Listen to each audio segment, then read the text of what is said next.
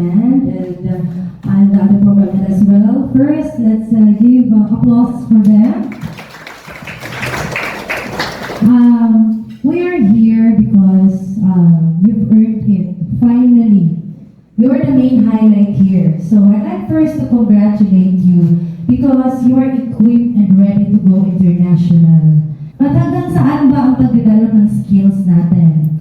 Hanggang sa Pilipinas lang ba? Or if you will be given a chance to go to another country, do you want to go for that opportunity? Sino kung gusto mo United States dito? Actually, the good thing about us is we are lenient with the student. We have a loan program and we also have a cash program. Kasi minsan lang po na may mga career fair na face-to-face, may mga from United States magkandak ng mga ganyan event. And we will provide you all the information. Just remember, you may start with assessment, but natay follow na protocol. You must, and you need to sign the undertaking na you will not back out. Kasi once na alam mo yung company kung makapasa mo, padalan mo og offer letter.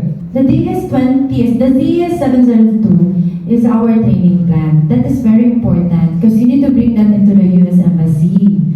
Aside from that, you need to bring DS160, DS2019, SEVIS. So time to time, mag-update mo sa inyo ha. Every Saturday na ay mga